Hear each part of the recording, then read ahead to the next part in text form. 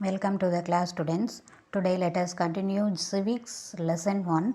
In the last class we have seen the salient features of a constitution, preamble, citizenship and fundamental rights. In today's class we are going to see the directive principles of the state policy. Let us continue.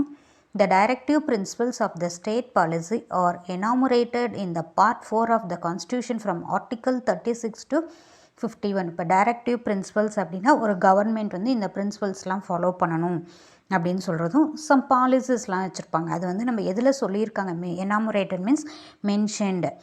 எதில் சொல்லியிருக்காங்க அப்படின்னு சொன்னால் நம்ம எத்தனை part இருக்குதுன்னு நம்ம பார்த்தோம் ஏற்கனவே. 22 பார்ட் இருக்குது. அதில் 4th பார்ட்டில் கான்ஸ்டியூஷன், நம்மளுடைய கான்ஸ்டியூஷன் 4th பார்ட்டில் சொல்லியிருக்காங்க. அதே மாதிரியே நம்ம பார்த்தோம் அப்படின்னு சொன்னால் ஆர்டிக்கல் வந்து 395 ஆர்டிக்கல்ஸ் அப்படின்னு நம்ம சொல்லியிருந்தோம். அந்த 395 ஆர்டிக்கல்ஸில் ஆர்டிக்கல் 36 to 51 வரலும் டைரக்ட் ஒரு கவர்மெண்ட் வந்து இந்த பிரின்சிபல்ஸ்லாம் ஃபாலோ பண்ணணும் அப்படின்னு சொல்லியிருக்காங்க. The Constitution does not contain any classification of directive principles. அதுக்குன்னு தனியாக ஒரு கிளாசிஃபிகேஷன் அப்படின்னு டைரக்டிவ் பிரின்சிபல்ஸ்க்கு எதுவுமே கிடையாது. However, on the basis of their content and direction, இப்போ அந்த கண்டென்ட் அதில் இருக்கிற பொருள், அந்த நம்மளோட டைரக்ஷன்ஸ், இந்த வழிமுறையில் தான் நீங்கள் போகணும் அப்படின்னு சொல்லி அந்த பேஸில் நாம் என்ன பண்ணலாம் அப்படின்னு சொன்னால் 3 டைப்ஸாக டிவைட் பண்ணலாம். They can be classified into 3 broad categories, that is socialist அப்படின்றது பார்த்திங்கன்னா எல்லாருமே ஈக்குவல், சொசைட்டியில் இருக்கிறவங்க. காந்தியன் பிரின்சிபல்ஸ், காந்திஜி பிரின்சிபல்ஸும் லிபரல் இன்டலெக்சுவல்ஸ், அதாவது எல்லாத்துக்கும் ஃப்ரீயாக அந்த மாதிரி கொடுக்கறது, அதனால் தாராளமாக அவங்களுக்கு வந்து எல்லாமே செஞ்சு கொடுக்க, அறிவு சார்ந்த விஷயங்கள், அந்த மாதிரி வந்து நம்ம என்ன பண்ணியிருக்கோம் 3ஆக டிவைட் பண்ணியிருக்கோம். This principles are not enforceable by the court வந்து இதை வந்து நீங்கள் இதை பண்ணணும் அப்படின்னு சொல்லிலாம் எதுவுமே கட்டாயப்படுத்த முடியாது, இதை தான் நீங்கள் செயல்படுத்தணும் அப்படின்னு சொல்லி. But they are the fundamental for the governance of the country. இப்போ கண்ட்ரியை கவர்ன் பண்ணணும் அப்படின்னு சொன்னால் இந்த டைரக்டிவ் பிரின்சிபல்ஸ் அப்படின்றது ஒரு ஃபண்டமெண்டல் பேசிக்காக இருக்குது. They aim at promoting the social welfare of the state. பீப்புளினுடைய நலனுக்காக இந்த பிரின்சிபல்ஸ் வந்து நம்ம என்ன பண்ணுறோம், கண்டிப்பாக அதை ஃபாலோ பண்ணுவோம். அந்த எய்ம், அவங்களுடைய எய்ம் ப்ரொமோட் பண்ணணும் பீப்புளினுடைய வெல்ஃபேர்க்காக. Doctor B.R. அம்பேத்கர் நம்ம முன்னாடியே பார்த்தா father of the constitution. He describe this principles as the novel features of the Indian constitution. ஒரு சிறப்பு அம்சங்கள்லாம் இருக்குது இந்த பேசிக் பிரின்சிபல்ஸில் அப்படின்னு சொல்லி நம்மளுடைய ஃபாதர் ஆஃப் அவர் கான்ஸ்டியூஷன் வந்து சொல்லியிருக்காங்க டாக்டர் B.R. அம்பேத்கர்.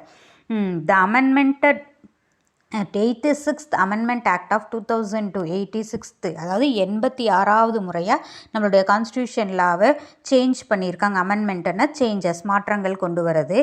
அதில் பார்த்திங்கன்னா எப்போ நடந்தது, 2002ல். The subject matter article 45. நம்ம முன்னாடியே என்ன சொன்னோம், ஆர்டிக்கல் 36லேருந்து 51 வரலும் டைரக்டிவ் பிரின்சிபல்ஸ் அப்படின்னு சொல்லி இருக்குது அப்படின்னு சொல்லியிருந்தோம். அதில் வந்து பார்த்திங்கன்னா 45 வந்து சேஞ்ச் பண்ணியிருக்காங்க. என்னவா சேஞ்ச் பண்ணியிருக்காங்க அப்படின்னு ஏற்கனவே இருந்ததோட ஒரு கம்பல்சரி ஆக்டாக கொண்டு வந்திருக்காங்க. அதாவது எலிமெண்ட்ரி எஜுகேஷன், நம்மளுடைய பேசிக் எஜுகேஷன் 1 to 5th வரலோ அப்படின்னு நம்ம சொல்லியிருப்போம். அது வந்து பேசிக் எஜுகேஷன் வந்து ஃபண்டமெண்டல் ரைட். அந்த ஆர்டிக்கல் தனியாக ஒரு ஆர்டிக்கலே மேக் பண்ணியிருக்காங்க. அந்த ஆர்டிக்கல் பார்த்திங்கன்னா 21A. அதைப்படி எல்லாத்துக்குமே எலிமெண்ட்ரி எஜுகேஷன் கொடுக்கணும், அது ஃபண்டமெண்டல் ரைட் அப்படின்னு சொல்லி அவங்க சேஞ்ச் பண்ணியிருக்காங்க. அந்த amended directive requires the state to provide early childhood care. இப்போ சின்ன குழந்தைங்களுக்கு, அதாவது 6 to அந்த 6 வயசுலேருந்து 14 வயசு வரலும் இருக்கிற குழந்தைங்களுக்கு பேசிக் எஜுகேஷன் வந்து அவங்களுக்கு கொடுக்கணும் அப்படின்னு சொல்லி. அந்த education for all children until they complete the age of 6 years. அதாவது 6 years கம்ப்ளீட் ஆகிட்டாங்க அப்படின்னு சொன்னால் அவங்களுக்கு நம்ம பேசிக் எஜுகேஷன் கொடுக்கணும் அப்படின்னு சொல்லியிருக்காங்க. அந்த ஆர்டிக்கல் 21Aல 86th Amendment Act 2002ல இன்ட்ரடியூஸ் பண்ணினது. ஓகேவா? Differences between fundamental rights and directive principles of the state policy. ரெண்டுக்கும் இருக்கிற difference. Fundamental right, directive principles. Fundamental right வந்து நம்ம யூஎஸ்ஏனுடைய கான்ஸ்டியூஷன்லேருந்து எடுத்துக்கிட்டோம், ஃபாலோ பண்ணிகிட்ருக்கோம். டைரக்டிவ் பிரின்சிபல்ஸ் வந்து அயர்லாண்டில் யூஸ் பண்ணுற அந்த கான்ஸ்டியூஷன் மாடலை நம்ம மேக் பண்ணியிருக்கோம், ஃபாலோ பண்ணுறோம். It was derived from fundamental rights, it was derived from the constitution of the USA. Directive principles of the state policy, it was drawn on the model of the constitution of Ireland. Fundamental rights even the government cannot take away, கவர்மெண்ட்டுமே அதை வந்து எடுக்க முடியாது, நீக்க முடியாது அப்படின்றத அதில் அதை ரிமூவ் பண்ணுறதுக்கோ இல்லை அதை பற்றி கருத்து கூறுறதுக்கோ அவங்களுக்கு வந்து எந்த உரிமையும் கிடையாது கவர்மெண்ட்டுக்கே. டைரக்டிவ் பிரின்சிபல்ஸ் வந்து ஜஸ்ட் இன்ஸ்ட்ரக்ஷன் கொடுக்கறது தான், இந்த மாதிரி இதை ஃபாலோ பண்ணுங்க அப்படின்னு சொல்லி அவங்களே இன்ஸ்ட்ரக்ஷன் கொடுக்கறது. These are mere instruction to the government. அது fundamental rights these are enforceable by a court of law. இப்போ வந்து பேசிக் ரைட்ஸ் வந்து நீங்கள் வந்து ஃபாலோ பண்ணணும் அப்படின்னு சொல்லி சட்டப்பூர்வமாக அப்படின்னு சொல்லி கவர்மெண்ட், அதாவது கோர்ட் வந்து நம்மளை என்ன பண்ணலாம், ஃபோர்ஸ் பண்ணலாம். ஆனால் டைரக்டிவ் பிரின்சிபல்ஸில் வந்து அவங்க வந்து எதுவும் நம்மளை கவர்மெண்ட்டை ஃபோர்ஸ் பண்ண முடியாது. These are not enforceable in the court. These have legal sanction. அதாவது fundamental rights as the legal sanction அப்படின்றது சட்டப்பூர்வம் அங்கீகாரம் அப்படின்ற ஒப்புதலை வந்து வாங்கணும் அப்படின்னு சொல்கிறது. டைரக்டிவ் பிரின்சிபல்ஸ் வந்து இந்த மாரலாகவும் பொலிட்டிக்கல் சாங்ஷன் அப்படின்றதுக்காகவும் நம்ம வந்து இதை ஃபாலோ பண்ணிக்கலாம். அது வந்து லீகலாக எதுவும் இது பண்ண முடியாது. These have moral and political sanction. Fundamental rights these rights strengthen the political democracy in the country. ஒரு கண்ட்ரியில் வந்து பார்த்திங்கன்னா டெமோக்ரஸி அப்படின்றது பீப்புள்ஸ் ரூல் அப்படின்னு சொல்கிறோம், அதை வந்து ரொம்ப ஸ்ட்ராங் பண்ணுது. இந்த டைரக்டிவ் பிரின்சிபல்ஸ் வந்து the implementation of this principles ensure social and economic democracy. இது வந்து பார்த்திங்கன்னா இந்த டைரக்டிவ் பிரின்சிபல்ஸ் வந்து சொசைட்டிலையும் ஸோ எக்கனாமிக் லெவல்லையும் பார்த்திங்கன்னா என்ன ஆகுது, ஸ்ட்ரென்தன் பண்ணுது, ஸ்ட்ராங் பண்ணுது, உறுதியளிக்குது அப்படின்னு நம்ம சொல்கிறோம். இந்த directive principles of the state policy. This is the difference between the fundamental rights and the directive principles of the state policy. Fundamental rights அப்படின்னு முன்னாடி பார்த்தா ஃபண்டமெண்டல் ரைட்ஸ் வந்து எப்படி வந்து கவர்மெண்ட் வந்து ஒரு கவர்மெண்ட் கான்ஸ்டியூஷனில் வந்து இதெல்லாம் ஃபண்டமெண்டல் ரைட்ஸ் அந்த சிட்டிசனுக்கு அப்படின்னு சொல்லி நம்ம அடிப்படை உரிமைகள் கொடுத்தாங்களோ அதே மாதிரி நாமளும் கவர்மெண்ட்டுக்கு ஏதாவது செய்யணும். அதுதான் ஃபண்டமெண்டல் டியூட்டிஸ், நம்மளுடைய கடமைகள் என்ன அப்படின்றது தான். The fundamental duties of the Indian Constitution inspired by the Constitution of the former USSR. இப்போ வந்து நம்ம பார்த்திங்கன்னா இந்த ஃபண்டமெண்டல் டியூட்டிஸ் அப்படின்றது பார்த்திங்கன்னா நம்ம முன்னாடி இருந்த யுஎஸ்எஸ்ஆர் யுனைடெட் சோவியத் சோசியலிட்டிக் ரிப்பப்ளிக்னுடைய அதனுடைய தாக்கத்தால் ஈர்க்கப்பட்டு தான் நம்ம ஃபண்டமெண்டல் டியூட்டிஸ் அப்படின்றது நம்ம வந்து ஃபாலோ பண்ணிக்கிட்டு இருக்கோம். In 1976, the Congress Party set up Sardar Sarvan Singh Committee to make the recommendation on the fundamental rights. சரி, ஃபண்டமெண்டல் டியூட்டிஸ். இப்போ 1976 காங்கிரஸ் வந்து என்ன பண்ணுறாங்கன்னா, காங்கிரஸ் பார்ட்டி வந்து சர்தார் சர்வன் சிங் அப்படின்னு அவங்களுடைய லீடர்ஷிப்பில் ஒரு கமிட்டி ஃபார்ம் பண்ணுறாங்க இந்த ஃபண்டமெண்டல் டியூட்டிஸ்க்கு ரெக்கமெண்ட் பண்ணுறதுக்காக. இந்த 42nd amendment act of 1976 mostly நம்ம பார்த்திங்கன்னா நிறைய அமெண்ட்மெண்ட் வந்து சேஞ்சஸ் வந்து 42nd அமெண்ட்மெண்ட் 1976 தான் இருக்குது. அதில் வந்து பார்த்திங்கன்னா சம் ரெஸ்பான்சிபிலிட்டிஸ் இருக்குது, பொறுப்புகள் இருக்குது சிட்டிசனுக்கும் அப்படின்னு சொல்லி நம்ம கான்ஸ்டியூஷனில் மேக் பண்ணி அதை ஃபண்டமெண்டல் டியூட்டிஸ் அப்படின்னு சொல்லியிருக்காங்க. The 42nd Amendment Act of 1976 added some responsibility of the citizen to our constitution called fundamental duties. This amendment added a new part. ஒரு நியூ பார்ட், அதில் வந்து பார்த்திங்கன்னா Part-4 அப்படின்னு சொல்லி தனியாக ஒரு கான்ஸ்டியூஷன் அமெண்ட்மெண்ட் ஆக்ட் சேஞ்ச் பண்ணுறாங்க. அந்த Part-4A அதில் வந்து ஜஸ்ட் ஃபண்டமெண்டல் டியூட்டிஸ் அதை மட்டும்தான் சொல்லியிருக்காங்க. இந்த new part consist of only one article, ஒரே ஒரு ஆர்டிக்கல் தான் அந்த Part-4A இருக்குது. அந்த article 51A which are for the first time specified the quote of 10 fundamental duties of the citizen. நம்மளுடைய சிட்டிசனுக்கு 10 கடமைகள் இருக்குது அப்படின்னு சொல்லி லிஸ்ட் அவுட் பண்ணியிருக்காங்க. Let us see one by one.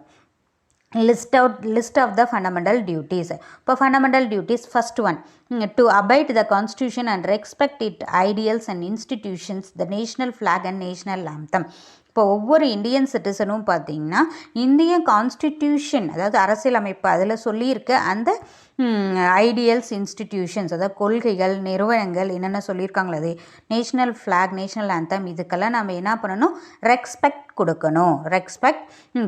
Next to cherish and follow the noble ideals which were inspired for the freedom struggle. இப்போ வந்து freedom ஸ்ட்ரகிள்க்கு ஒரு தூண்டுகோலாக இருந்த ஒரு நோக்கங்கள் கொள்கைகள்லாம் இருக்குது. அதை வந்து நம்ம என்ன பண்ணணும், போற்றி வளர்த்தணும் அப்படின்றது நம்மளுடைய second duty. Next third one, to uphold and protect the sovereignty, unity and integrity of India. இப்போ இந்தியாவில் இருக்கிற அந்த சர்வஜனிட்டி எதை கம்ப்ளீட் ஃப்ரீடம் அப்படின்லாம் நம்ம சொல்லியிருப்போம். சுப்ரீம் பவர், அதாவது ஹோல் நம்மக்கிட்ட அதிகமான பவர் இருக்குது, உயர்ந்த, அதாவது ஒரு இப்போ பிரசிடென்ட் அப்படின்னு சொல்கிறது, பிரசிடென்ட் தான் ஹையஸ்ட் பவர், அதாவது ஹோல்டிங் ஏ ஸ்ட்ராங் பவர், அவங்கக்கிட்ட எல்லா பவரும் இருக்குது அப்படின்னு சொல்லலாம். அந்த மாதிரி சர்வஜனிட்டி. அதுக்கப்புறம் யூனிட்டி, அதாவது ஒற்றுமையாக இருக்குது, இன்டெகிரிட்டி ஒருமைப்பாடு, இதையெல்லாம் நம்ம என்ன பண்ணணும், அப்ஹோல்ட் பண்ணி அதை வந்து போற்றி பாராட்டி வளர்த்தணும் அப்படின்னு சொல்லியிருக்காங்க. Next fourth point, to defend the country, நம்ம கண்ட்ரியை ப்ரொடெக்ட் பண்ணணும். அண்ட் ரெண்டர் நேஷ்னல் சர்வீஸ், இப்போ வந்து நம்ம கண்ட்ரியை ப்ரொடெக்ட் பண்ணி நம்ம கண்ட்ரிக்கு தேவையான சர்வீஸ் செய்யணும். When called upon to do, இப்போ வந்து நீங்கள் இதெல்லாம் செய்யுங்க அப்படின்னு சொன்னாங்க அப்படின்னு சொன்னால் அப்போ வந்து we come forward to save us, நம்மளுடைய சர்வீஸை கண்ட்ரிக்கு செய்யணும். இப்போ நம்ம சொல்லியிருப்போம், இப்போ கொரோனா வைரஸ் அப்படின்ற இது வந்து ஸ்ப்ரெட் ஆகிட்டுருக்கு. இப்போ வந்து நிறைய இப்போ நிறைய தன்னார்வலர்கள், அதாவது சோசியல் சர்வீஸ் செய்கிறவங்களாம் வந்து பார்த்திங்கன்னா நிறைய பேர்த்துக்கு வந்து ஹெல்ப் பண்ணுறாங்க. இப்போ அந்த மாதிரி இருக்குது. அந்த மாதிரி நம்ம வந்து கண்ட்ரிக்கு நம்மளுடைய ஹெல்ப் தேவைப்படும் போது நம்ம செய்யணும். Next, to promote harmony and spirit of common brotherhood, இப்போ வந்து என்ன பண்ணணும், brotherhood among all the people of India, transcending religious, linguistic and religion or sectional diversity. இது மாதிரி எந்த ரிலீஜியஸ் பேஸ்லையோ இல்லை லாங்குவேஜ்லேயோ இல்லை இந்த ரீஜனை சேர்ந்தவங்க இல்லை இந்த குரூப்பை சேர்ந்தவங்க அந்த மாதிரி எந்த டிஃப்ரென்ஸுமே காமிக்காமல் we are all brothers and sisters அப்படின்னு சொல்லி அவங்கள வந்து ஒன்றா சகோதரத்துவத்தோட, அதாவது பிரதர்ஹுட் அப்படின்றது அவங்களுக்குள்ள எல்லாத்தோடையும் சேர்ந்து ஒன்றா பழகணும். To renounce the practice of derogatory to the dignity of women, உமனை வந்து இழிவுபடுத்துகிற மாதிரி எந்த செயலும் நம்ம செய்யக்கூடாது. தரக்குறைவாக இருப்பன்றது, அவங்கள வந்து தாழ்வாக பேசுகிறது, அந்த மாதிரிலாம் எதுவுமே செய்யக்கூடாது. அதுவும் one of our duty. Next, to value and preserve the rich heritage of our composite culture, நம்மளுடைய உயர்ந்த பாரம்பரிய கலாச்சாரத்தை வந்து நம்ம என்ன பண்ணணும், போற்றி பாதுகாக்கணும். Next, to protect and improve the natural environment including forest, lakhs, reverse and wild life and to have compassion for living creature. நம்ம வந்து என்ன பண்ணணும், நம்மளுடைய நேச்சுரல் என்விரான்மெண்ட், அதாவது நேச்சுரல் என்விரான்மெண்ட் அப்படின்னு சொன்னால் ஃபாரஸ்ட், லேக், ரிவர்ஸ், இதையெல்லாம் நம்ம என்ன பண்ணணும், பாதுகாக்கணும். அதே மாதிரி அதை இம்ப்ரூவ் பண்ணுறதுக்கும் நாம் வந்து ஹெல்ப் பண்ணணும்.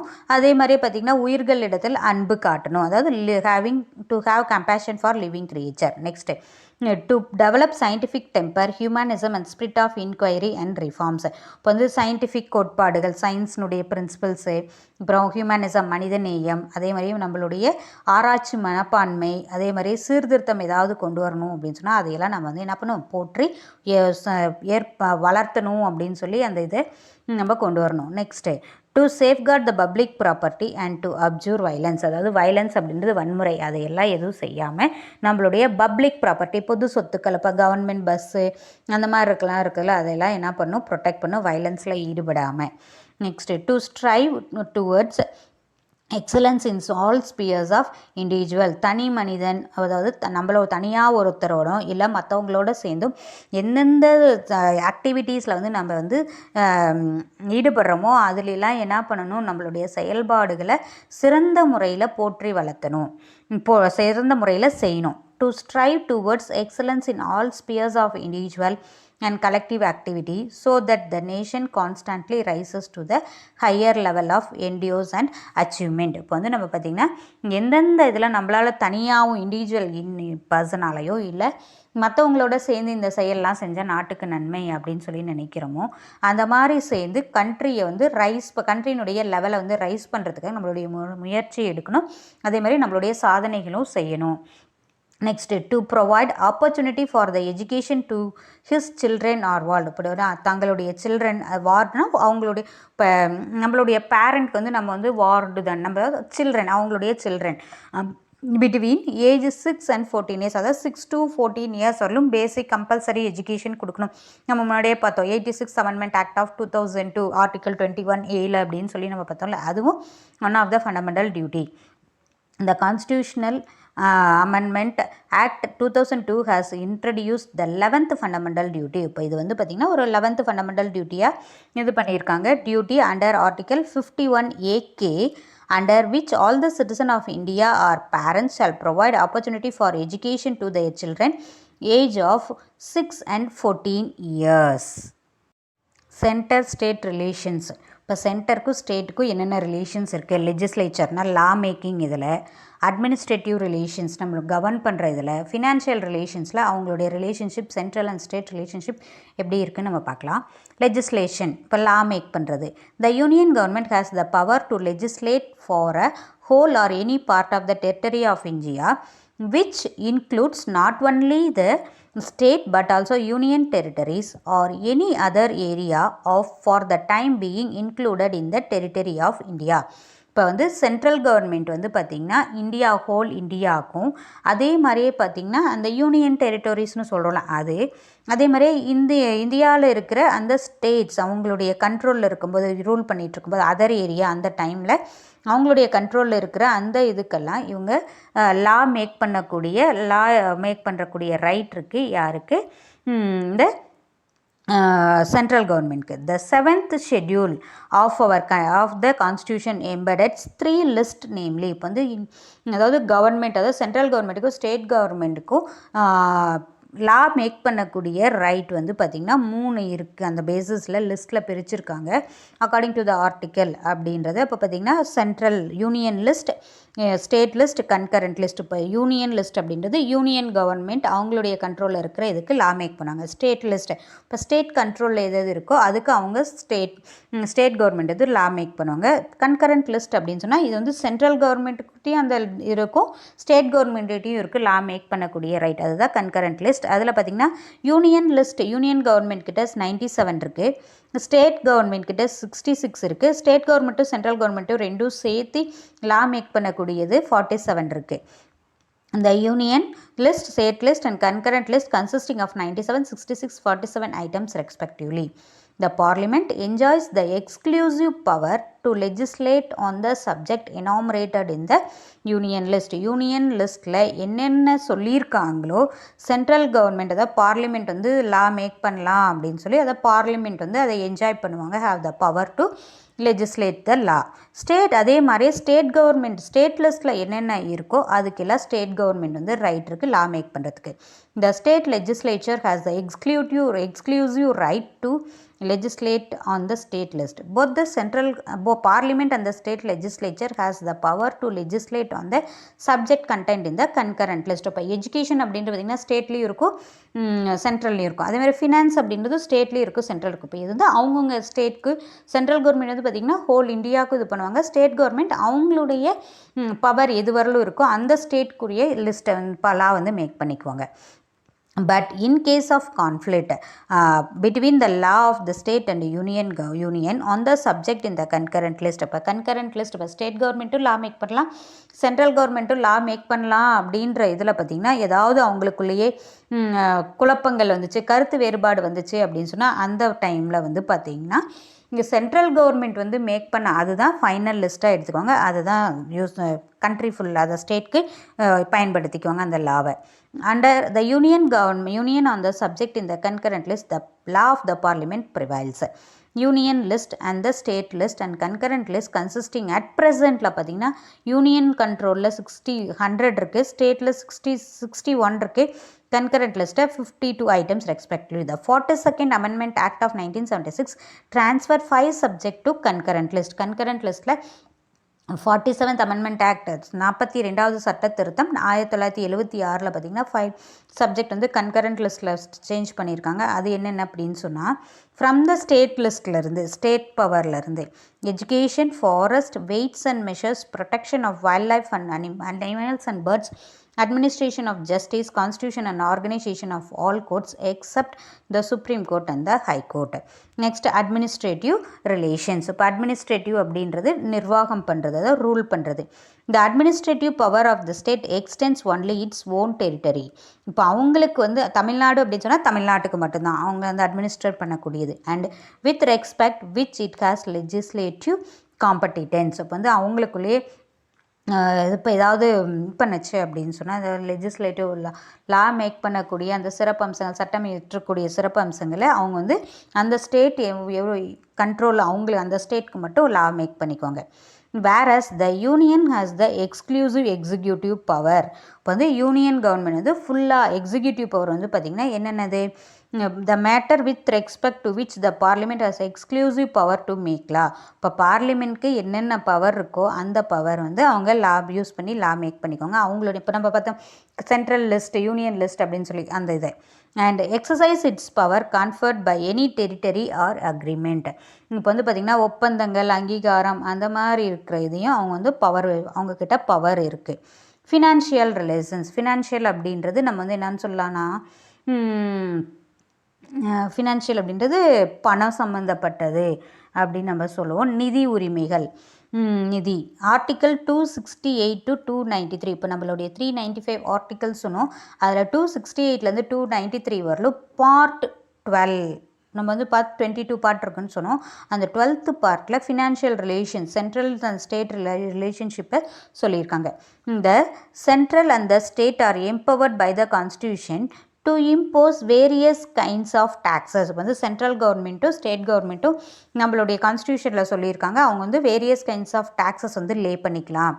and certain tax are imposed and collected by the center and divided between the center and the state based on the recommendation of the finance commission appointed by the president under article 280 of the constitution. இப்போ நம்ம என்ன சொல்லலாம் அப்படின்னு சொன்னால், நம்ம என்ன சொல்லியிருக்கோம் முன்னாடியே, இப்போ எக்ஸ்க்ளூசிவ் சர்டைன் லாஸ் வந்து அவங்க டேக்ஸ் வந்து அவங்கவுங்க போட்டுக்கலாம்.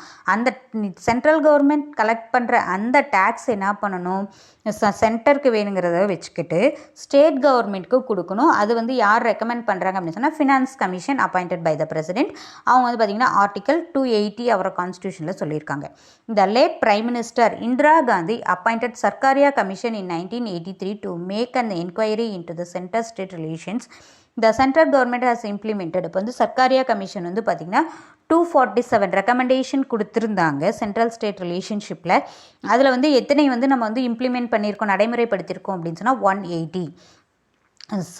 The most important is the establishment of interstate council in 1990. அதில் one of the most important one அப்படின்னு சொன்னால் ஸ்டேட்டுக்கும் சென்டர் அந்த இன்டர் கவுன்சில் வந்து 1990 வந்து நம்ம வந்து இன்ட்ரடியூஸ் பண்ணியிருக்கோம். 1990 இன்ட்ரடியூஸ் பண்ணினது ரொம்ப important one. Next, in 1969, the Tamil Nadu government appointed 3-member committee under the chairmanship of Dr. P.V. Rajamannar to examine the inquiry questions of central state relationship. Center state relationship பற்றி enquiry பண்ணுறதுக்காக யாருடைய லீடர்ஷிப்பில், PV Rajamannar அவங்களோட லீடர்ஷிப்பில் committee வந்து Tamil Nadu government வந்து appoint பண்ணியிருக்காங்க. Next official லாங்குவேஜை பற்றி சொல்லியிருக்காங்க. The part 17 of the constitution deals with the official language in article 343 to 351. Initially, the constitution recognized 14 regional languages. வந்து 14 லாங்குவேஜ் வந்து பார்த்திங்கன்னா ரெகக்னைசேஷன் கொடுத்துருக்காங்க, which are included in the 8th schedule சொல்லியிருக்கு. At present, 22 languages are recognized. இப்போ வந்து பார்த்திங்கன்னா 22 languages வந்து recognized languages-ஆக make பண்ணியிருக்கோம்.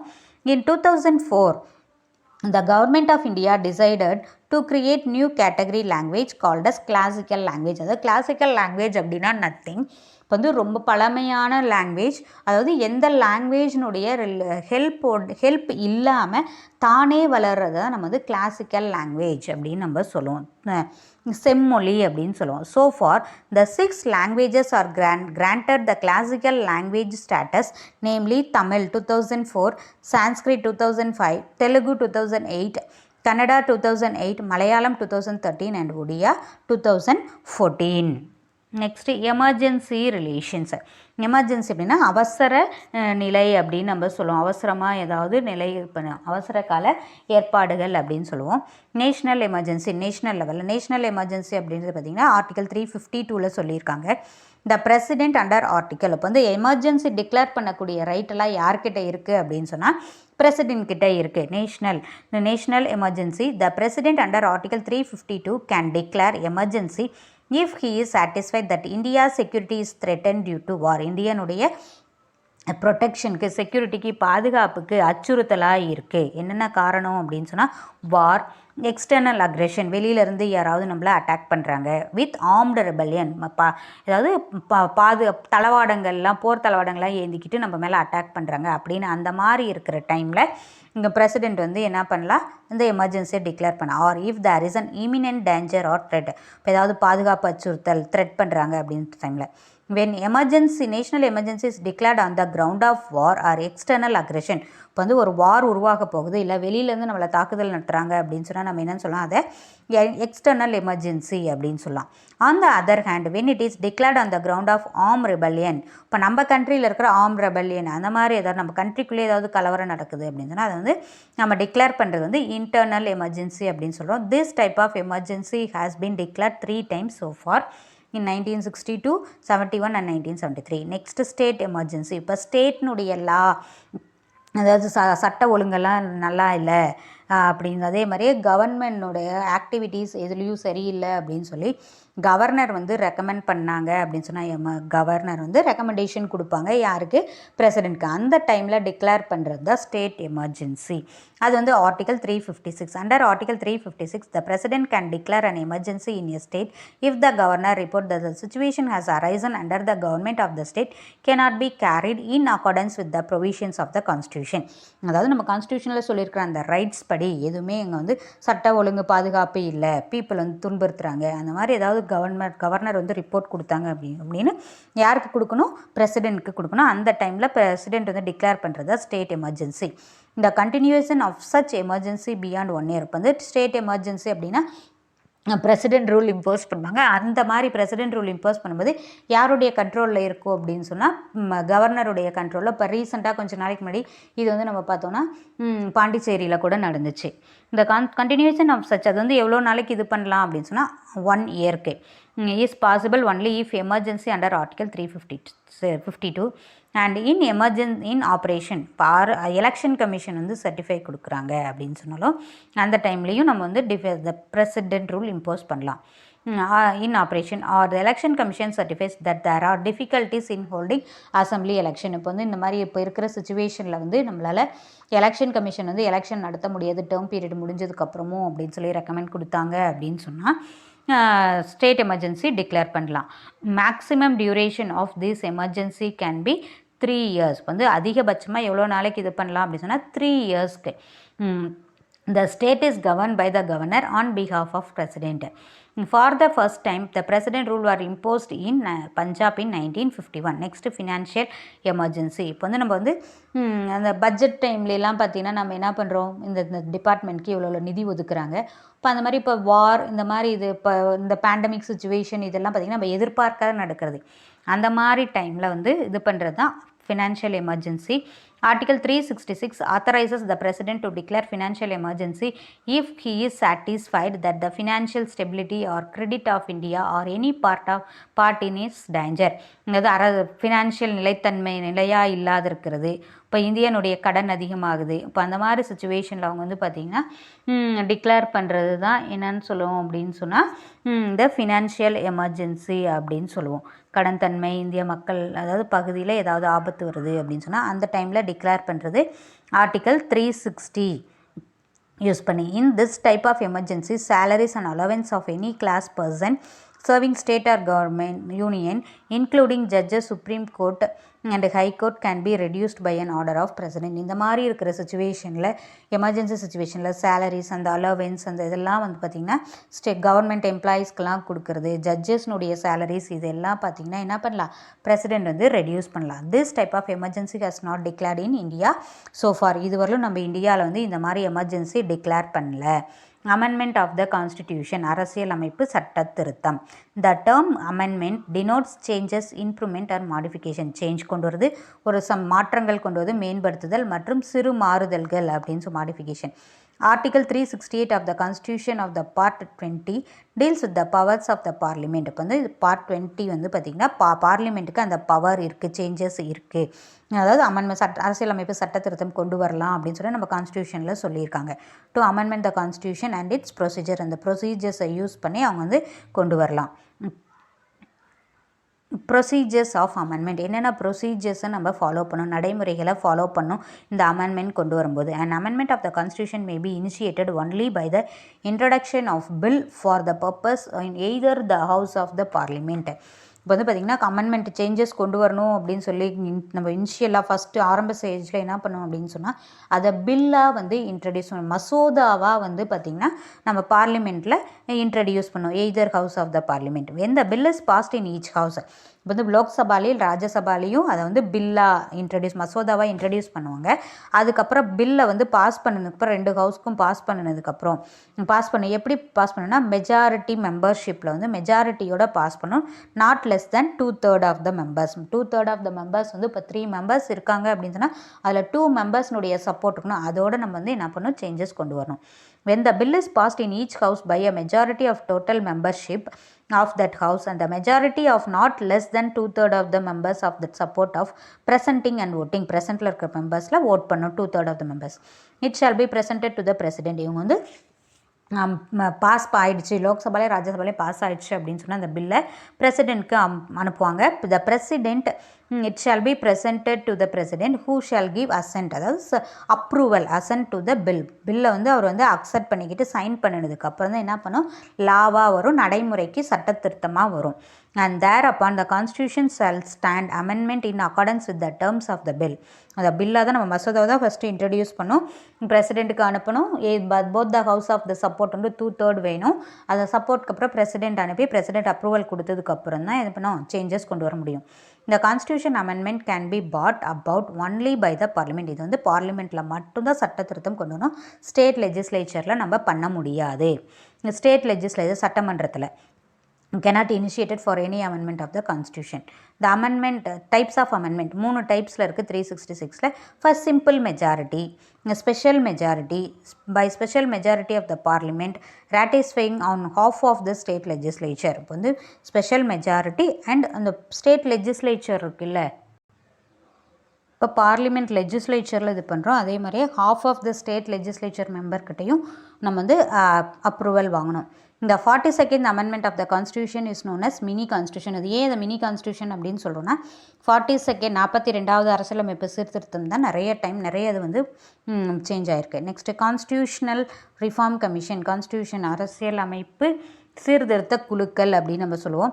த national commission to review the working of the கான்ஸ்டியூஷனுடைய ஒர்க்கிங்கை ரிவ்யூ பண்ணுறதுக்காக செட்டப் பை ரெசல்யூஷன், ஒரு ஸ்பெஷல் ரெசல்யூஷன் மூலமாக கொண்டு வராங்க. அதில் நம்ம பார்த்தோம் அப்படின்னு சொன்னால் யார் மெம்பராக இருக்காங்க, அதாவது resolution of the government of India 2000ல், அதாவது அந்த செயல்பாடுகளெல்லாம் குறித்து ஒரு ஆய்வு செய்கிறதுக்காக 2002ல் வந்து பார்த்திங்கன்னா ஒரு கமிஷன், நேஷ்னல் கமிஷன் செட்டப் பண்ணுறாங்க. அது யாருடைய லீடர்ஷிப்பில் அப்படின்னு சொன்னால் headed by Venkatachaliah in April 2007 3 member commission. 2007ல் ஃபஸ்ட்டு 2000ல் வெங்கடாச்சலையா அவங்களுடைய லீடர்ஷிப்பில் ஒரு இது கமிட்டி ஃபார்ம் பண்ணுறாங்க. அதேமாதிரி 2007 ஏப்ரலில் 3 member commission headed by the former chief justice of India. 2002ல் ஒரு ஃபார்மர் சீஃப் ஜஸ்டிஸ் பூஞ்ச் அப்படின்ற அவங்களுடைய தலைமையில் ஒரு கமிட்டி ஃபார்ம் பண்ணுறாங்க. Punch was set up by the then government to take the fresh look at the relative roles and responsibility of various levels of the government and their interrelations. அவங்களுடைய ரிலேஷன்ஸை வந்து relationship வந்து சொல்லணும் அப்படின்ற ஃப்ரெஷ்ஷாக அவங்களுடைய role, responsibility இது எல்லாம் இது பண்ணுறதுக்காக 2007ல் சீஃப் ஜஸ்டிஸ் ஆஃப் இந்தியா முன்னாள் தலைமை நீதிபதி பூஞ்ச் அப்படின்றவருடைய லீடர்ஷிப்பில் வந்து ஒரு கமிட்டி ஃபார்ம் பண்ணுறாங்க. April 2007ல். That is today's class. The lesson gets over. Thank you, students.